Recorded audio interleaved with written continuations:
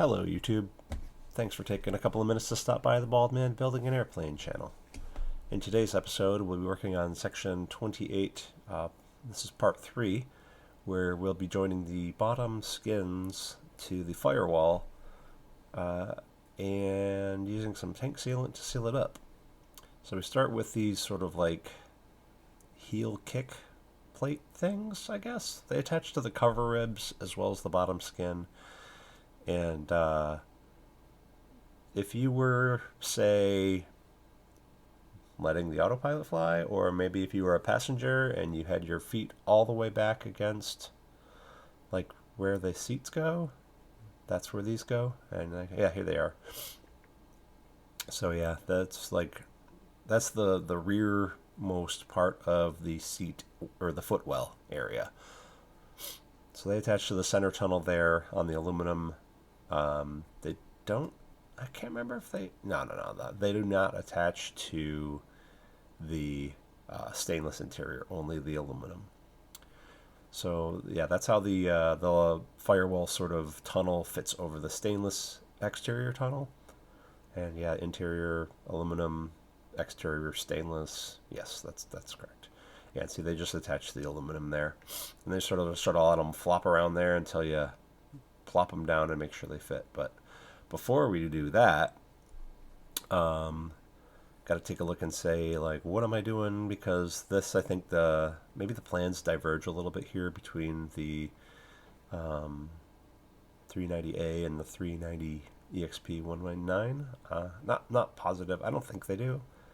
I think it's more about, that's probably later on when you're adding nut plates. Yeah, anyway, now we got to seal it all up. So here's the tank sealant again.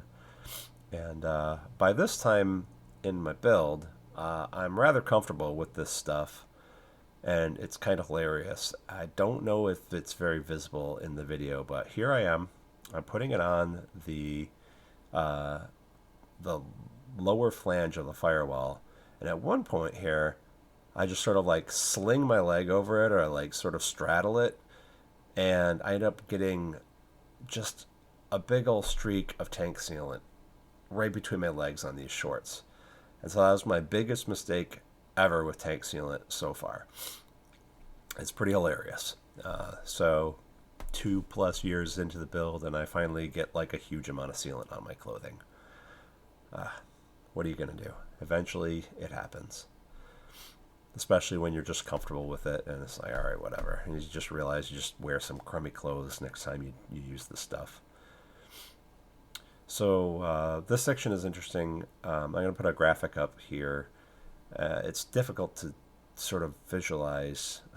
Well, not yet, but... All right, graphic coming in a minute here.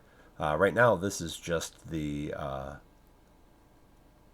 bottom skin to the center tunnel aluminum attach.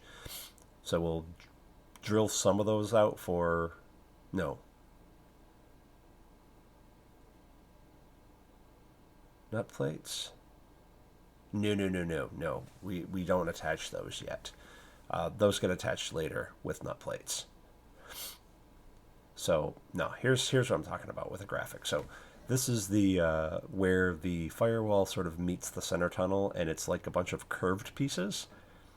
And they're kind of a pain in the ass to sort of get to line up. And everything has to just sit nicely. It looks really good when it's done, but you really got to sort of finagle it to get it all put together. And then, of course, you've got to set rivets in there. And some of them are pull rivets. Fine, easy peasy, whatever. But then there are some that there's just no chance that, you can hold the rivet gun on the inside and have an arm that reaches all the way to the middle of the firewall. So you got to have 2 people for some of those. As you saw, volunteered my wife. It was great. She helped me out. Set the rivets. I put more tank sealant on. And maybe this is where I get to the pull rivet. No, the pull rivet gun is out. I don't remember what I did on some of these. All right, so this last piece here is like a doubler piece, and I believe this is for the exhaust stack for the EXP. So this was one extra thing that I had to do, and they add they may ask you to do like tank sealant on all this, and I'm not sure exactly why, because like some of it doesn't go between flanges, but whatever. It's all good. Gets riveted together. So that's it for this one. Thanks for stopping by. We'll see you next time.